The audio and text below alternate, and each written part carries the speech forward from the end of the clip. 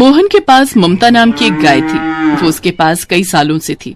उसके आने से मोहन की गरीबी दूर हो गई थी।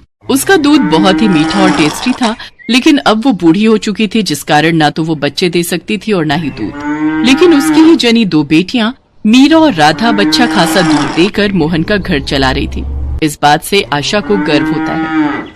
मेरी बच्चियों, मुझे गर्व है कि तुम मालिक को अच्छा खासा दूध दे देती हो और मेरा नाम रोशन कर रही हो।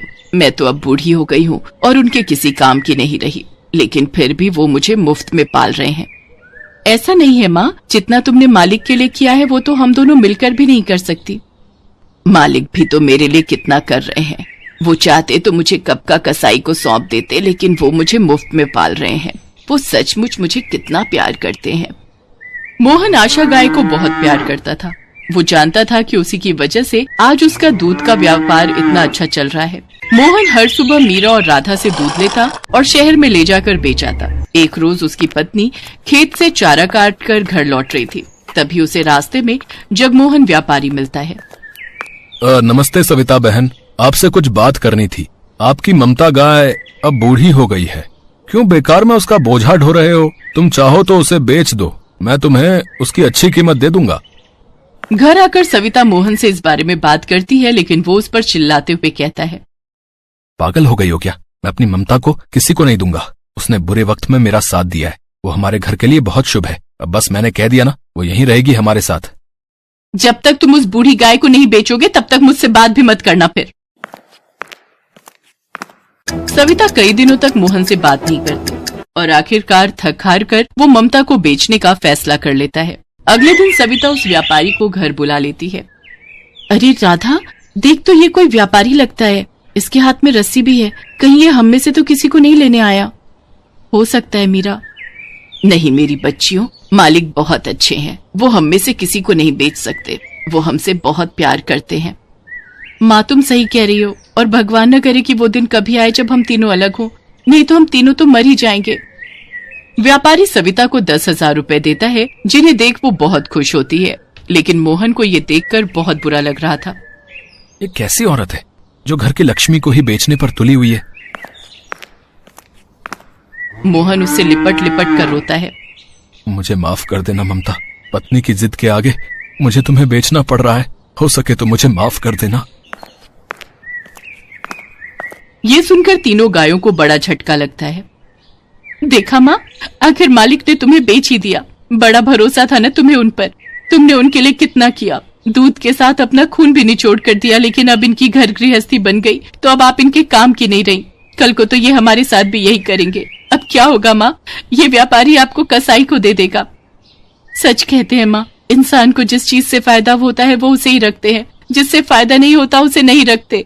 सचमुच बहुत ही मतलबी होते हैं ये इंसान। मुझे भी बहुत बुरा लग रहा है, लेकिन मेरी समझ नहीं आ रहा कि मालिक ऐसा क्यों कर रहे हैं। जगमोहन व्यापारी ममता को अपने घर ले आता है और उसे खूब खिलाता पिलाता है। लेकिन ममता जानती थी कि वो उसे खिला पिलाकर एक दिन कसाई को बेच देगा और मोटी रकम कमाएगा। एक रोज वो जगमोहन और कसाई की बात सुन लेती है। ये लीजिए आपके पैसे, मैं कल आकर इसे ले जाऊंगा, ठीक है? उसी रात ममता खूंटे से छूटकर मोहन की गौशाला पहुंच जाती है, जहां मीरा और राधा उसे देख बहुत खुश होती हैं। ममता दोनों को गले लगाती है। सुबह जब मोहन ममता को देखता है तो वो भी बहुत खुश होता है और उसे गले लगा लेता है। सविता देखो तो कौन आ गया। कौन है जी? अरे ये ममता, ये बूढ़ी गाय वापस कैसे आ गई? इसको मुफ्त में खाने की आदत हो गई है। मैं अभी उस व्यापारी को बुलाती हूँ, नहीं तो वो हमसे पैसे न मांग ले। व्यापारी ममता को फिर से ले जाता है। इधर मीरा और राधा का रो रो कर बुरा हाल हो गया और उन्होंने खाना पीना छोड़ दिया, जिससे वो बीमार हो गई। मीरा, राधा जब से बीमार हुई है हमारा सारा धंधा चौपट हो गया है। खाना पीना सब छोड़ दिया है उन्होंने। बेवकूफ औरत, ये तो होना ही था। ममता की फटकार जो लगी है हमें, हमने उसे उसके बच्चों से अलग जो कर दिया। मैंने कहा था ना, वो हमारे लिए लक्ष्मी थी। लक्ष्मी, उसके जाते ही लक्ष्मी भी हमारे घर से जा रही है। मुझे माफ कर दो जी, मुझसे गलती हो गई। चलो हम चलकर अपनी ममता को वापस ले आते हैं। हम उस व्यापारी के पैसे लौटा देंगे। अगली सुबह जब वो दोनों ममता को लेने जाते हैं तो देखते हैं कि रास्ते में एक कसाई ममता को लेकर जा रहा है। अरे कौन हो तुम और हमारी ममता को कहाँ ले जा रहे हो? तुमसे मतलब?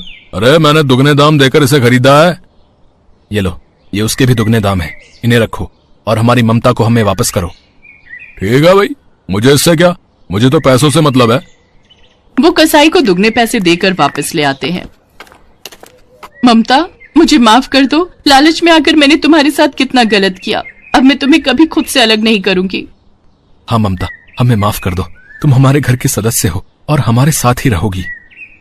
ममता की आंखों में खुशी के आंसू थे। घर आकर मीरा और राधा जब अपनी माँ को देखती हैं तो बहुत खुश हो जाती हैं और ममता के गले लग जाती हैं। उसके वापस आने से मीरा और राधा अब चारा खाने लगी और 2 दिन में ही पूरी तरह से स्वस्थ हो गई और अब पहले से भी ज्यादा दूध देने लगी। मोहन का व्यापार फिर से बहुत अच्छा चलने लगा। सविता भी ममता को खूब लाड करती, साथ ही उसकी खूब सेवा भी करती।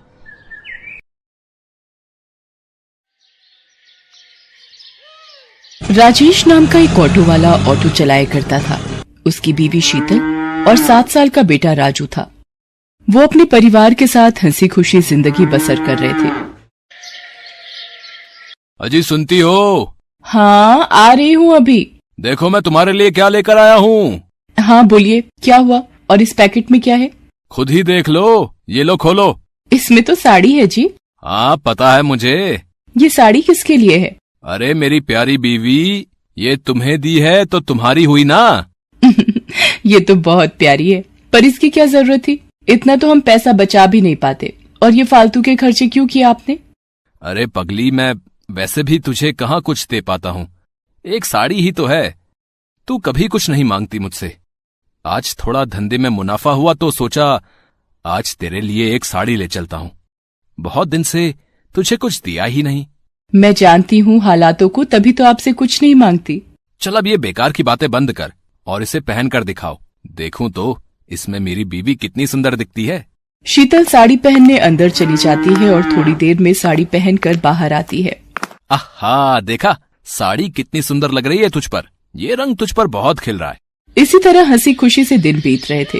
अचानक से राजेश की पत्नी शीतल बीमार हो जाती है और डॉक्टर की फीस और दवाइयाँ देते देते राजेश को अपना ऑटो बेचना पड़ जाता है। अब तो मेरे पास पैसे भी खत्म हो गए और शीतल की तबीयत में कोई सुधार भी नहीं हो रहा। अब पैसे कहाँ से आएंगे? शीतल को इस हालत में नहीं देखा जाता। ऐसा करता हूँ, अपना ऑटो बेच देता हूँ। राजेश ये सोचकर अपनी ऑटो लेकर एक दुकान पर पहुँचता है। भाई मुझे ये ऑटो बेचना है। क्यों भाई, इस ऑटो में कोई खराबी है?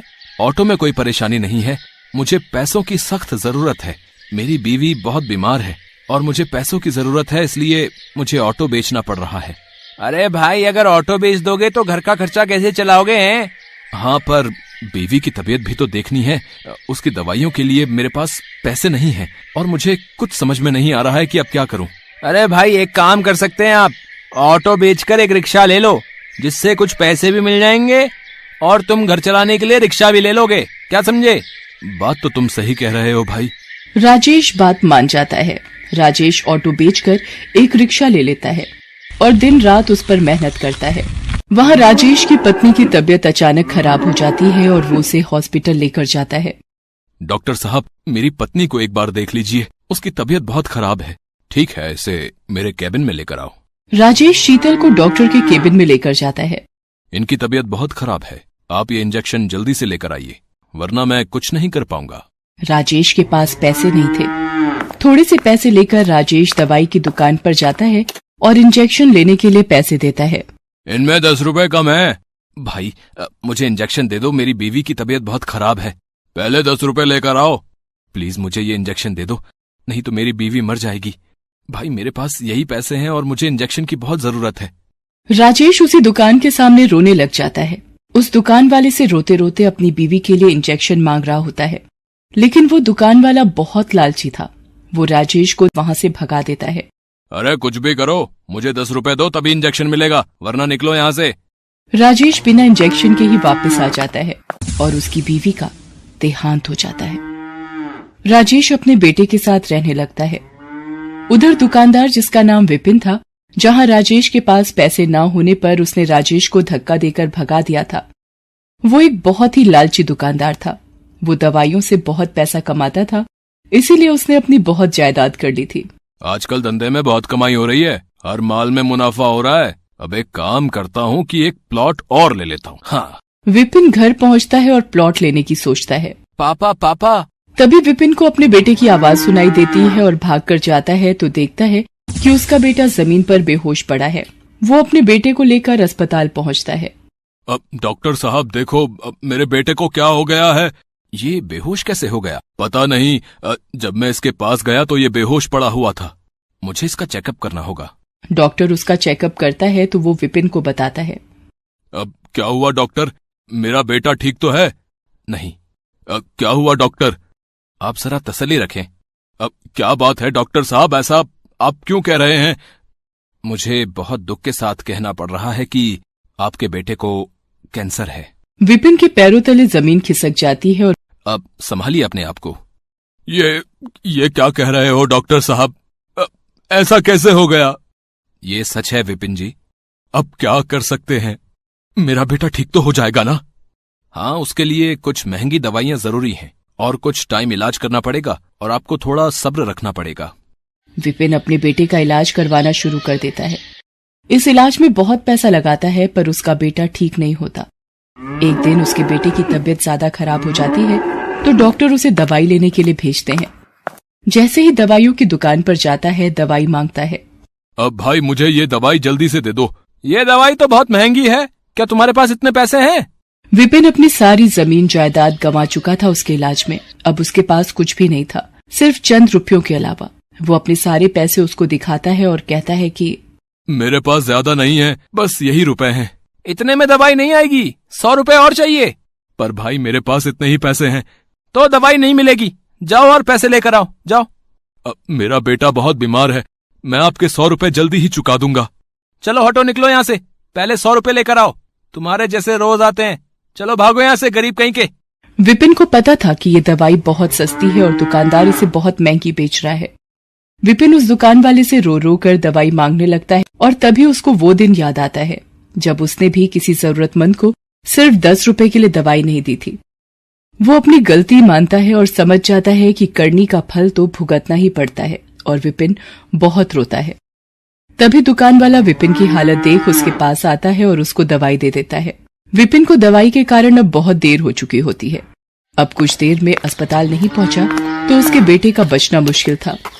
विपिन भागते हुए जाने लगता है लेकिन उसे पता था कि वो ऐसे नहीं पहुंच पाएगा, इसलिए कई लोगों से अस्पताल छोड़ने को कहता है, लेकिन उसके पास पैसे न होने पर कोई भी उसको अपनी गाड़ी में नहीं बिठाता। अगर मैं जल्दी ही अस्पताल नहीं पहुंचा तो मेरा बेटा।